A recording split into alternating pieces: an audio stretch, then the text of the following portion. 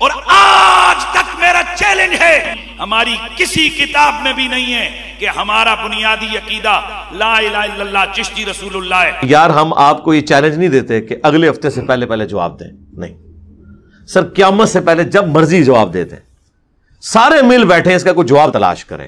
ہم کوئی آپ کے لیے ٹائم لائن مقرر نہیں کریں گے کہ آپ کہیں کہ نہیں ہمیں تو ٹائم بڑا تھوڑا دیا گیا تھا ورنہ ہم جواب دے لیتے، نہیں سر، ٹائم قیامت تک ہے۔ السلام علیکم دوستو، امید کرتا ہوں کہ آپ سب خیریت سے ہوں گے اور صحت مند ہوں گے۔ آج ہم دیکھیں گے انجینئر محمد علی مرزا ورسس مفتی حنیف قریشی صاحب۔ موضوع ہے چشتی رسول اللہ۔ انجینئر محمد علی مرزا صاحب کا دعویٰ ہے کہ بریلویوں کی جو کتابیں ہیں سبع سنابل اور ہست بہشت، اس میں گستاخی بھرا واقعہ لکھا ہوا ہے، اور واقعہ یہ ہے معین الدین چشتی صاحب نے اپنے نام کا اپنے مرید سے کلمہ پڑھوایا۔ اس واقعے کے بارے میں مفتی حنیف قریشی صاحب کا کیا کہنا ہے؟ کیا وہ اس کا انکار کریں گے؟ اگر انکار کریں گے تو اب تک انہی کے فرقے کے ماننے والے اب تک اس کے دفاع میں مناظرے کیوں کرتے آ رہے تھے؟ اور اگر وہ اس کا دفاع کرتے ہیں تو وہ اس دفاع میں کیا دلائل رکھیں گے؟ اور مفتی حنیف قریشی صاحب نے اس موضوع پر 10 کروڑ روپے کا انعام بھی رکھا ہے اگر انجینئر صاحب اس کو ثابت کر دیتے ہیں تو دیکھیں گے ہم اس ویڈیو میں۔ تو چلیے شروع کرتے ہیں۔ مرزا جیلمی بار بار لوگوں کو یہ باور کرواتا ہے کہ یہ بریلویوں کا بنیادی عقیدہ لا الہ الا اللہ چشتی رسول اللہ۔ سنو، ایک ہے کلام، ایک ہے متکلم، ایک ہے لا الہ الا اللہ چشتی رسول اللہ کا یہ کلمہ، اور ایک ہے کہ یہ کلمہ فلاں نے پڑھایا۔ یہ دو الگ الگ باتیں ہیں۔ کلمے کے حوالے سے ہم اہل سنت و جماعت کا واضح طور پر یہ موقف ہے، اور آج تک میرا چیلنج ہے، اہل سنت و جماعت کی علم الکلام کی سینکڑوں کتابیں ہیں ہمارے مدرسوں میں بچوں کے لیے، بنیادی عقائد کی اردو کے چھوٹے رسالوں سے لے کر شرح عقائد اور احکام اور بڑی بڑی جو علم الکلام کی کتابیں ہیں ان تک یہ سینکڑوں کتابیں بنتی ہیں۔ ہماری کسی کتاب میں بھی نہیں ہے کہ ہمارا بنیادی عقیدہ لا الہ الا اللہ چشتی رسول اللہ ہے، بلکہ ہمارا بنیادی عقیدہ، ہمارا کلمہ لا الہ الا اللہ محمد الرسول اللہ ہے۔ اور غور سے اور واضح طور پر سنو، ہمارا کلمہ لا الہ الا اللہ محمد الرسول اللہ ہے، اور ہم یہ واضح ہمارے بزرگ لکھ کر گئے ہیں کہ جو کوئی شخص لا الہ الا اللہ محمد رسول اللہ کے کلمے کے بغیر کسی اور کا کلمہ پڑھے گا وہ کافر ہے، وہ دار اسلام سے خارج ہے۔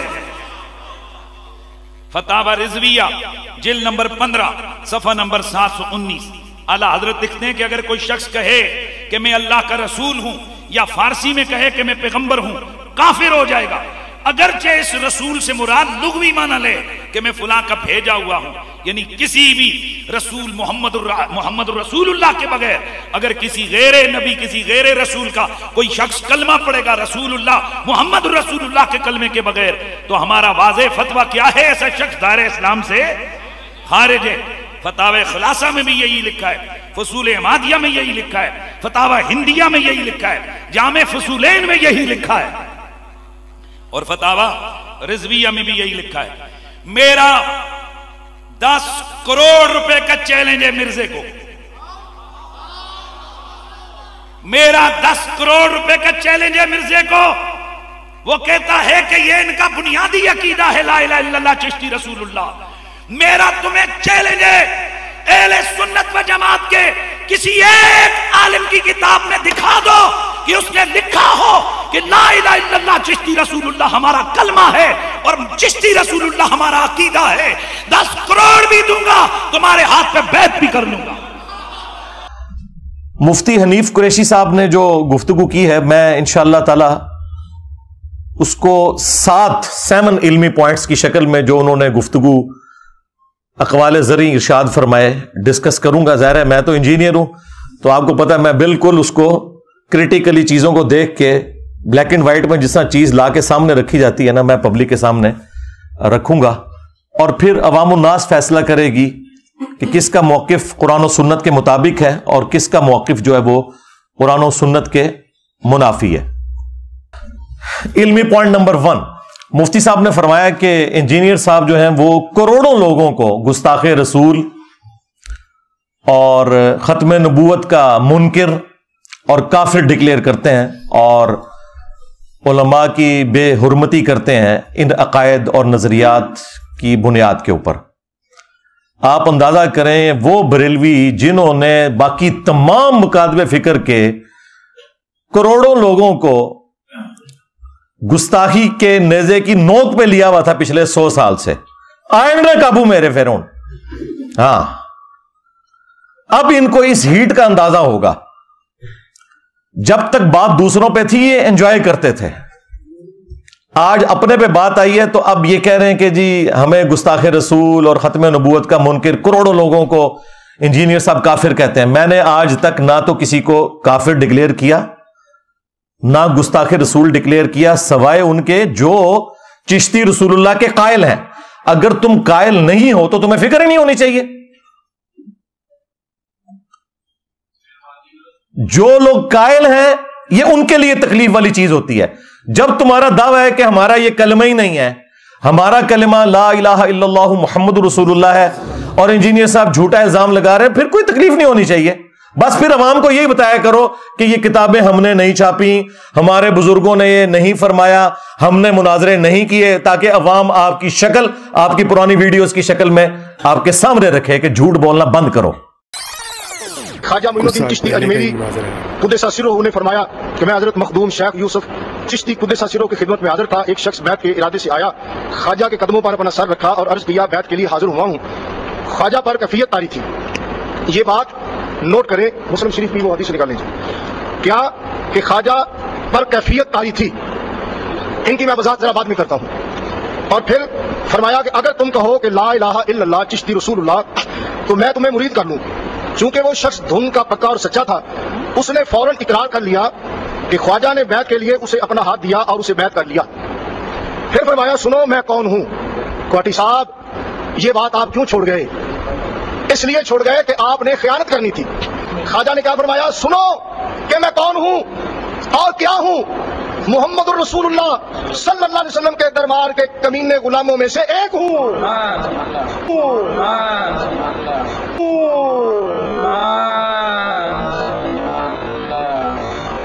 और जब ख्वाजा ने फरमा दिया कि कलमा वही है मुहम्मदुर रसूलुल्लाह, अब तुझे फतवा लगाने की कैसे जरूरत हुई? ये आपका इतराज का जवाब हो गया। हमने जो झूठा दिफा करते हैं ना, सिर्फ उनके ऊपर बात की है, बुजुर्गों के ऊपर भी बात नहीं की है, उन किताबों की इबारतों के ऊपर बात की है। तो ये बिल्कुल उनका जो इल्जाम है ये रद्दी की टोकरी में फेंकने वाला है। किताब के अंदर एक रिसाला फवाइद सालिकीन, जिसकी उसके मेन पेज पे लिखा है कि ये बाबा फरीदुद्दीन की, ये बाबा फरीद की किताब है। किसकी किताब है? बाबा फरीद की किताब है। अब हमने ये देखना है कि क्या बाबा फरीद की किताब है या नहीं है। तो एक है कि आजकल के कोई बुजुर्ग कहें और एक है कि शाह अब्दुल हक मुहद्दिस देलवी 300 साल पहले गुजर चुके। अब उनसे हम पूछते हैं कि क्या बाबा फरीद की ये किताब है? तो आपकी किताब है अखबारुल अखयार, उसमें लिखते हैं शेख निजामुद्दीन मी फरमूद के मन हेज किताबे नबनिश्ता एम जेरा के शेखुल इस्लाम फरीदुद्दीन शेखुल इस्लाम कुतुबुद्दीन व अज ख्वाजगान चिश्त हेज शख्स तसनीफ न करदास। कहते हैं कि हजरत बाबा निजामुद्दीन ने फरमाया कि मैंने कोई किताब नहीं लिखी है, इसी वजह से शेख फरीदुद्दीन ने भी कोई किताब नहीं लिखी, शेख कुतुबुद्दीन बख्तियार काकी ने भी कोई किताब नहीं लिखी, और बाकी जो चिश्ती बुजुर्ग हैं उन्होंने भी कोई किताब नहीं लिखी। यानी इन्होंने जिंदगी में कोई किताब लिखी ही नहीं है। इन्होंने जिंदगी में कोई किताब लिखी ही नहीं है। अब आप कहेंगे जी ये जो छपी हुई मिल रही है मार्केट में, ये अब इसके बारे में आइए देखते हैं कि अगर इस तरह की कोई किताब किसी की हो तो उसके बारे में हमारा क्या नजरिया होना चाहिए। इसका जवाब भी आला हजरत इमाम अहले सुन्नत ने दिया। फतावा रिजविया जिल्द नंबर 22 सफा नंबर 491, यही जो फवाइद सालिकीन किताब है इसके बारे में आला हजरत लिखते हैं, अव्वलन इस बात का सबूत दरकार है कि ये किताबें हजरात मंसूब इलैहिम की हैं। یعنی پہلے تو یہ ثابت کرو کہ انہوں نے کتاباں ہیں نا. بہت ساری کتابیں محض جھوٹ نسبت کر کے چھاپ دی ہیں. ثانیاً اگر بیان ثقات سے ثابت بھی ہو کہ ان حضرات کی کوئی کتاب اس نام کی تھی تو بلا شبہ یہ مشہور متداول نہیں بلکہ کتب غریبہ ہیں اور غریبہ پر اعتماد جائز نہیں ہے. اور اب آگے اور بڑھیے. اعلیٰ حضرت فتاوی رضویہ جلد نمبر 15 صفحہ نمبر 555 وہ فرماتے ہیں کوئی کتاب یا رسالہ کسی بزرگ کے نام سے منسوب ہونا اس سے ثبوت قطعی کو مستلزم نہیں. یعنی اگر لکھ دیا ہو کہ فلانے نے لکھا ہے اس سے قطعی طور پہ ثابت نہیں ہوتا. بہت سارے رسالے خصوصاً اکابر چشت کے نام سے منسوب ہیں جن کا اصلاً کوئی ثبوت نہیں. ثانیاً کسی کتاب کا ثابت ہونا اس کے ہر فکرے کا ثابت ہونا نہیں.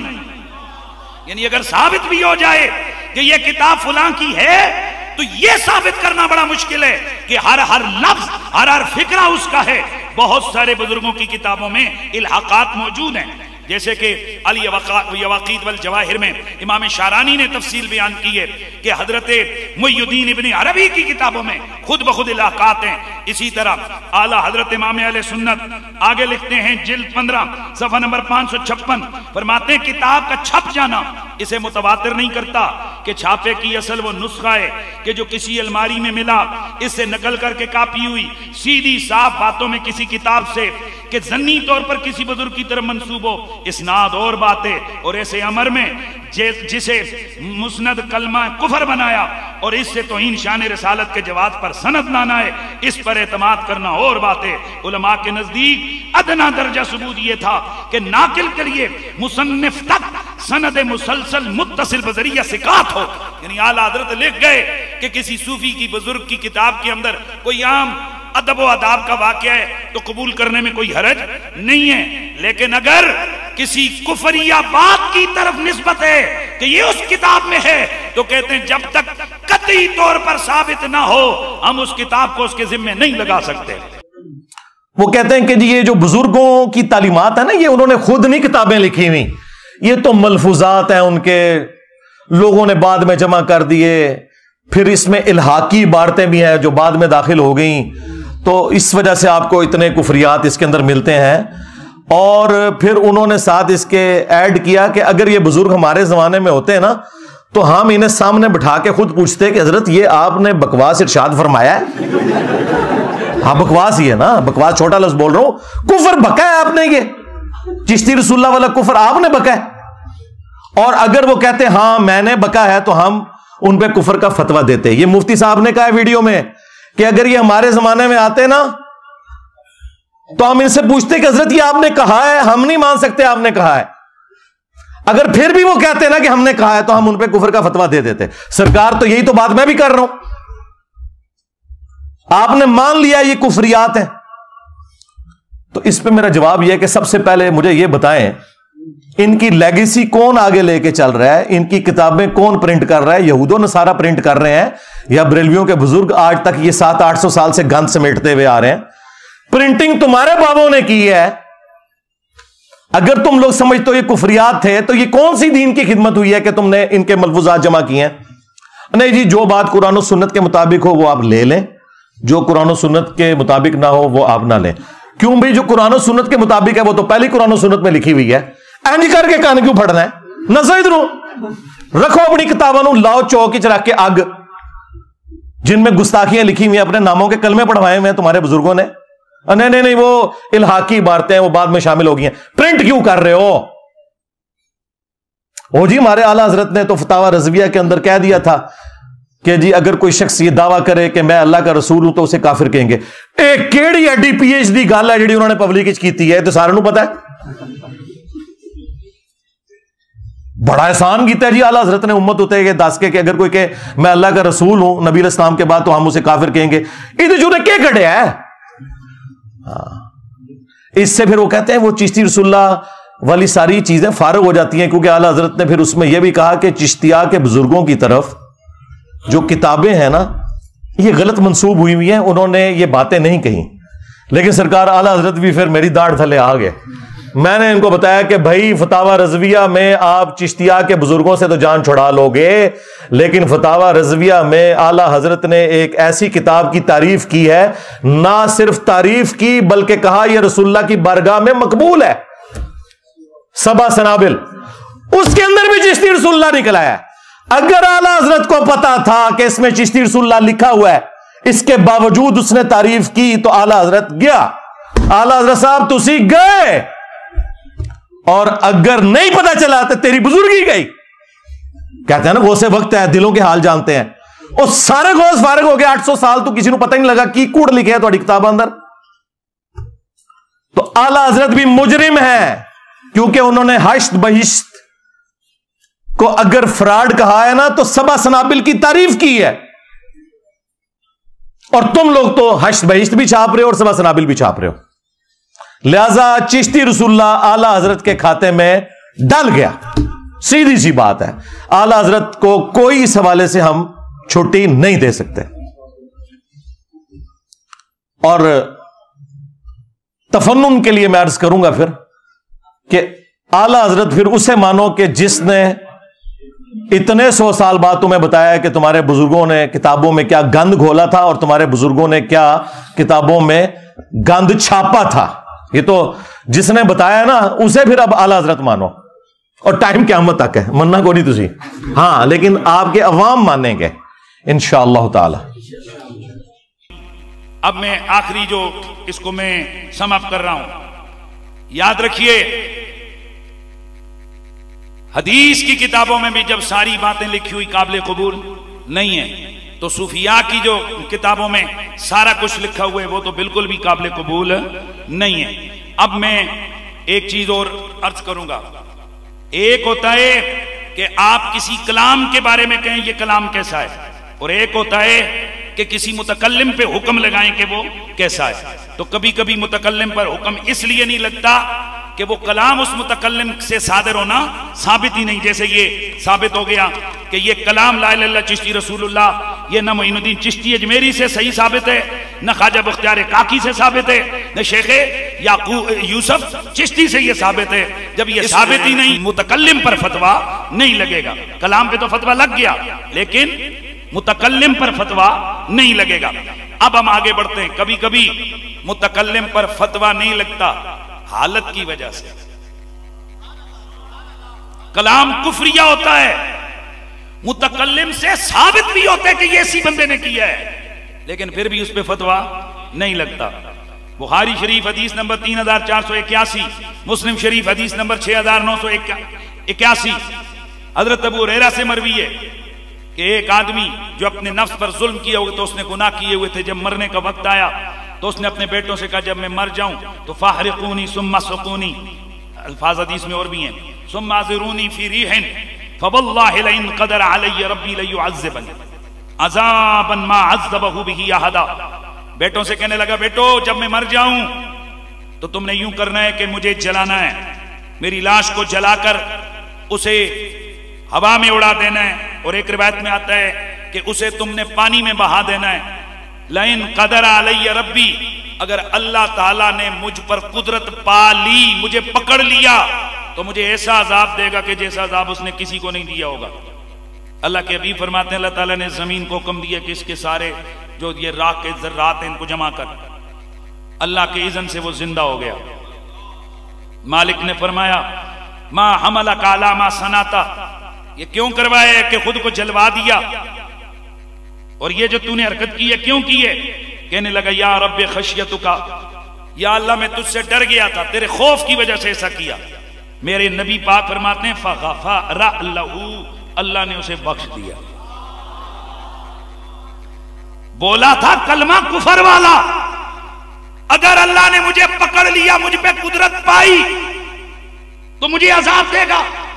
بتائیے یہ شک ہے کہ اللہ نے اگر مجھ پہ قدرت، یعنی خود کو اللہ سے بھاگا دیا کہ تاکہ اللہ مجھے پکڑ نہ سکے، یہ واضح طور پر لفظ کلام کفریہ ہے، یعنی احتمال کفر ہے اس میں، لیکن یہ کلمہ واضح کفریہ ہونے کے باوجود اس بندے کو کافر نہیں کہا گیا، بلکہ حدیث کہتی ہے بندہ بخشا گیا۔ اب آئیے بھائی بول کلمہ کفر رہا ہے، اور بخشا گیا تو اس کی وجہ یہ ہے کہ میرے نبی پاک صلی اللہ علیہ وآلہ وسلم کی حدیث ہے، ابو داؤد شریف حدیث نمبر 4402 4401، کہ 3 بندوں سے شریعت کا قلم اٹھا دیا گیا، سونے والے سے جب تک کہ وہ بیدار نہ ہو، بچے سے جب تک وہ بالغ نہ ہو، اور ماتف سے ایسا بندہ کہ جس کے دماغ پر کوئی کیفیت طاری ہو، دماغ میں کوئی چیز ہو۔ اب اس بندے پر کیا طاری تھا؟ شدت خوف۔ تو شدت خوف کی وجہ سے وہ نارمل نہیں تھا، اس لیے اس کی زبان سے کلمہ کفریہ نکلا بھی، نبی کی حدیث بتا رہی ہے اسے جہنم میں نہیں ڈالا گیا، اسے اللہ تعالیٰ نے بخش دیا۔ اب توجہ ہے سب کی۔ اب اس طرح سے بھی ہوتا ہے کہ بعض اوقات کلام کفریہ ہوتا ہے لیکن بندے کو کافر نہیں کہتے۔ ایک تو یہ کہ اس کلام کی نسبت ادھر نہیں ہوتی، ثابت نہیں ہوتا، قطعی نسبت نہیں۔ دوسرا کسی خاص حالت کی وجہ سے، بولیے کسی خاص حالت کی وجہ سے۔ مسلم شریف کی ایک اور حدیث ہے، وہ مشہور حدیث ہے، میں پہلے بھی آپ کو سنا چکا ہوں کہ ایک بندہ، نبی پاک نے فرمایا جب بندہ توبہ کرتا ہے اللہ تعالیٰ اتنا خوش ہوتا ہے کہ مثال دی حضور نے کہ ایک بندہ جو کہ میدان میں صحرا میں سفر کر رہا تھا کہ اچانک اس نے اپنے سواری کے اوپر اس کا سارا زندگی کا سامان کھانا پینا سب تھا، تو وہ رکا اور اس نے گھوڑے کو جگہ پہ کھڑا کیا اور خود سو گیا، جاگا، گھوڑا غائب، مال و متاع ختم۔ اب اپنی موت کا خیال کر کے وہ آنکھیں بند کر کے لیٹ گیا، پھر آنکھ کھلی تو گھوڑا سامنے تھا۔ فرمایا جتنی خوشی اسے ہوئی اور وہ یہاں تک خوش ہو گیا کہ کہنے لگا اے میرے اللہ انت عبدی وانا ربک، تو میرا بندہ تے میں تیرا رب۔ یعنی الٹا بول دیا، کیا کہہ دیا؟ انت عبدی وانا ربک، تو میرا بندہ تے میں تیرا رب۔ اختا من شدت الفرح، یہ خوشی میں بے قابو ہو کر اس نے یہ کہہ دیا۔ توجہ ہے، فتویٰ نہیں ہے، کافر نہیں ہے، کلمہ کفری ہے، بندہ کافر نہیں ہے۔ وجہ کیا ہے؟ اس پر غلبہ حال تھا، کیفیت خوشی کا غلبہ تھا، اس وجہ سے اس نے یہ کلام اس سے صادر ہو گیا۔ اب ہم کہتے ہیں پتہ چلا کبھی کبھی کلام کفریہ ہوتا ہے، بندہ کافر نہیں ہوتا، بندہ کافر نہیں ہوتا۔ او بھائی اگر کلام میں احتمالات آ جائیں، یہ انشاءاللہ اگلا جمعہ میں اس کو آگے بڑھاؤں گا، لیکن ابھی یہ مقدمہ ذہن میں رکھیں، کلام کفریہ ہوتا ہے، بندہ کافر نہیں ہوتا۔ کب؟ جب وہ کلام اس سے ثابت بھی ہو جائے۔ پھر بھی کچھ ایسی چیزیں ہیں کہ بندہ کافر نہیں ہوتا۔ ہم کہتے ہیں ظالموں، یہ جو چشتی رسول اللہ ہے یہ تو خواجہ صاحب سے ثابت ہی نہیں، بقول تیرے اپنی کتاب کے اندر تو نے لکھا ہے کہ یہ خواجہ بختیار کاکی نے ان کے تو نے متھے ڈالا ہے۔ اور افسوس کی بات ہے اللہ کے وہ ولی جن کی ولایت مسلمہ ہے، وہ کہتے ہیں کہ جن کی بزرگی مسلمہ ہے، اسٹیبلش ہے، ان کی اس قسم کی جو گستاخانہ باتیں ہیں نا، اگرچہ ہے کفریہ ہیں لیکن ان کو صوفیاء کی شتیحات کہا جائے گا۔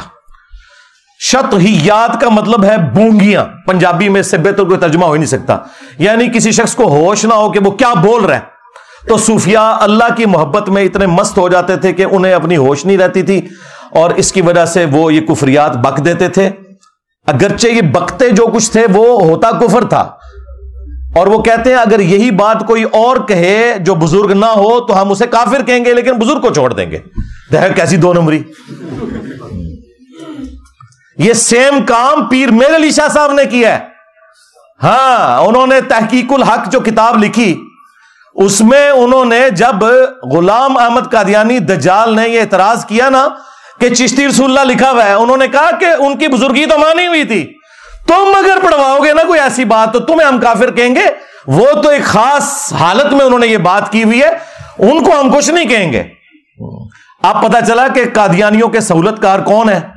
ہاں، جس طرح وہ انڈین فلموں میں اور ہالی ووڈ کی فلموں میں اینڈ میں آپ کو پتا چلتا ہے نا کہ وہ بیچ میں سے سارا ماسٹر مائنڈ وہی نکلتا ہے بندہ جو کہ اس کے خلاف ساری جنگ کر رہا ہوتا ہے۔ یہ بھی سارے ماسٹر مائنڈ خود ہیں۔ آج تک انہوں نے کبھی گستاخانہ عبارتوں کے خلاف کوئی دھرنا دیا ہے، لہذا یہ کوئی بھی ختم نبوت کے اوپر کام نہیں کر رہے۔ ختم نبوت کام وہ ہوگا جو چشتی رسول اللہ اور اشر علی رسول اللہ کے خلاف ہوگا۔ یہ صرف اینٹی قادیانی ہے، ایک چھوٹے سے طبقے کو انہوں نے پکڑا ہوا ہے، اور اپنے بلنڈر جو اس سے بڑے ہیں बड़े आप सोच रहे होंगे कैसे, इसलिए कि भाई गुलाम अल कादियानी ने जो कुछ किया वो आज तक गालियां खा रहा है, और जिनके बुजुर्गों ने कलमे पढ़ाई उनको रहीमाउल्लाह कहते हैं, बुजुर्ग ही उनकी डिक्लेयर कर रहे हैं।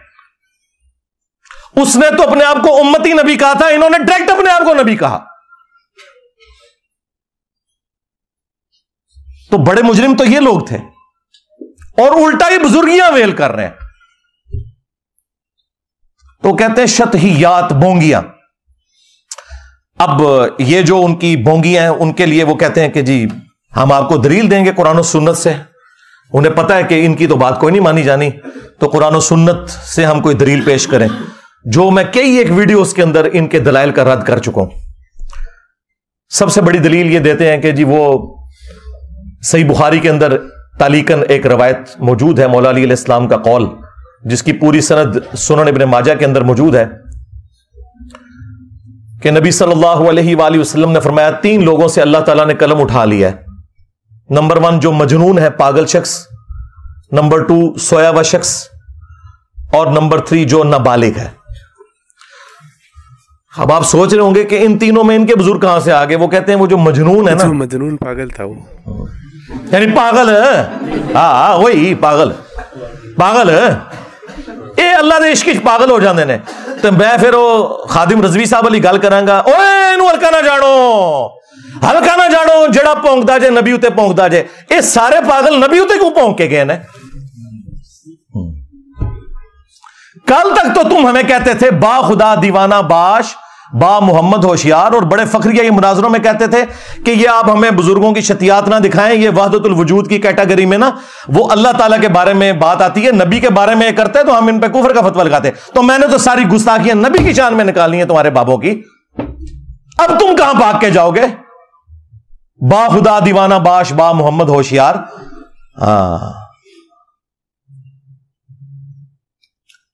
तो ये शतियात में ये वाली हदीस पेश करते थे, मजजूब, कलंदर, मजनून, पागल। वो कहते हैं जी उसमें आता है सीधी तरह को पागल सन। ये पागल जरा और होता है यार, साहबा में तो इस तरह का पागल कोई नहीं हुआ। ये सारे बाद ही पागल आए ने, साढ़े मत ही लगने सन पागल। अच्छा, दूसरी वो दलील पेश करते हैं कि जी वो मुस्लिम शरीफ में एक हदीस मौजूद है, नबी अलैहिस्सलाम ने एक तौबा करने वाले शख्स की मिसाल बयान की कि अल्लाह ताला को तौबा करने से कितनी खुशी होती है।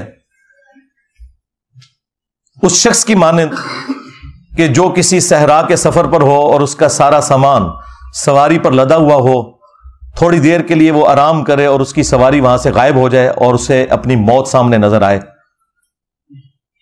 इतने में अचानक उसकी सवारी सामान समेत वापस आ जाए तो उसे इतनी खुशी होगी, क्योंकि रेगिस्तान में तो आप सवारी के बगैर, सामान के बगैर सफर कर नहीं सकते, कई कई दिन तक पानी आता ही नहीं है।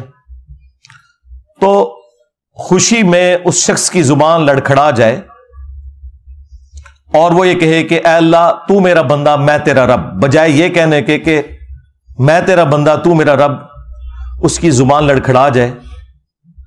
तो इस बात को वो दलील के तौर पर पेश करते हैं कि हमारे बुजुर्गों की जुबान भी लड़खड़ा जाती थी, कहना वो कुछ और चाहते थे, ये निकल जाता था। देखें कितना झूठ बोलते हैं ये अपने बाबों को बचाने के लिए। वो तो पढ़वाते थे, पढ़ बेटा की बात कहां फिट करते। और यहां पे क्या झूठ बोलते हैं, उसके आखिरी अल्फाज स्किप कर देते हैं। उसमें अल्फाज है मिन शिद्दतिल फरह, खुशी की शिद्दत की वजह से, जुबान लड़खड़ाने की वजह से निकला। उसने ये कहा नहीं है, क्या वो वही रहा था। तो स्लिप ऑफ टंग तो किसी से भी हो सकता है, इससे आप दलील पकड़ेंगे। और फिर वो तो एक मिसाल थी, तुम्हारे बुजुर्ग जब भी बोलते हैं हमेशा ही उनकी जुबान लड़खड़ाती है। चलें, जब बाद में होश आती है फिर तो उन्हें पता चल जाता है ना, बाद में तौबा कर लें। हाँ, बाद में भी तौबा का जिक्र, बाद में तौबा को नहीं करते। और तीसरी दलील उस वीडियो में उन्होंने पेश की, उन्होंने कहा कि वो देखें कुरान पाक में है कि मूसा अलैहिस्सलाम की जब पहली मुलाकात हुई अल्लाह ताला से, जैसा कि उसकी शान के लायक है, तो दरख्त की तरफ से आवाज आई थी। वो दरख्त अल्लाह ताला की तजल्लियात का मरकज बन गया था। तो इस तरह हमारे बुजुर्गों की जुबान अल्लाह ताला की तजल्लियात का मरकज बन जाती है। असल में अल्लाह उनके मुंह से बोल रहा होता है, अस्तगफिरुल्लाह اور یار یہ عقیدہ تو ہمارا کسی نبی کے بارے میں نہیں ہے. رہ گیا یہ مثال دینا اس درخت کی یا کوہ طور کی مثال دینا کہ اس پہ اللہ نے تجلی ڈالی تھی. اس مثال کا تمہارے بابے سے کوئی لینا دینا ہے؟ آپ ہمیں پیغمبروں سے کوئی بات لا کے بتائیں کہ پیغمبروں کے اوپر کیفیت طاری ہوتی ہو اور پیغمبر اپنے منہ سے بول رہے ہوں اور وہ کہہ رہے ہوں کہ اس وقت اللہ میرے منہ سے بول رہا ہے. کفریہ عقیدہ ہے یہ. ہمارے محبوب علیہ السلام کے لیے بھی قرآن میں آیا وما ينطق عن الهوى ان هو الا وحی یوحى. یہ اپنی خواہش نفس سے کچھ نہیں کہتے, یہ وہ کہتے ہیں جو انہیں وحی ہوتا ہے. ہم تو رسول اللہ کے لیے بھی یہ نہیں مانتے کہ ان کے منہ سے اللہ بولتا تھا, وحی ہوتی تھی. کس بات کو کہاں جوڑتے ہیں جا کے. اور چوتھی دلیل یہ دیتے ہیں کہ جی وہ بخاری میں حدیث ہے ہاتھ بن جاتا ہوں, پاؤں بن جاتا ہوں. اچھا بس اتنی حدیث ہے, یہ پوری حدیث, یہی حدیث دلیل بنائی ہے کشف المحجوب میں بھی علی حجویری صاحب نے بھی. اس حدیث کے اوپر میں تفصیلی بول چکا ہوں, میری آپ یوٹیوب پہ ایک ویڈیو ضرور دیکھیں, توحید سے متعلق 10 دھوکے جو ان کے بزرگ دیتے تھے, ان میں نے اسے بھی ڈسکس کیا. یہ تو اللہ تعالیٰ نے کہا ہے کہ جب کوئی شخص فرائض پر پابندی اختیار کرتا ہے اور نوافل کے ذریعے ہمارا قرب حاصل کرتا ہے تو میں اس کے ہاتھ بن جاتا ہوں جس سے وہ پکڑتا ہے, میں اس کے پاؤں بن جاتا ہوں جس سے وہ چلتا ہے, میں اس کی آنکھ بن جاتا ہوں جس سے وہ دیکھتا ہے. تو کیا مطلب بھائی, کہنا کیا چاہ رہے ہو تم؟ یہ کہنا چاہ رہے ہو کہ اللہ اس کے پاؤں بن جاتا ہے, خود فزیکلی حلول کر جاتا ہے اس کے اندر؟ نہیں, یہ مطلب نہیں ہے. اس کے پاؤں نہ اور ہاتھ اللہ کا مظہر بن جاتے ہیں. بس پھر وہ ایک چھلانگ میں فلاں جگہ پہنچ جاتا ہے اور فلاں جگہ پہنچ جاتا ہے اور فلاں جگہ.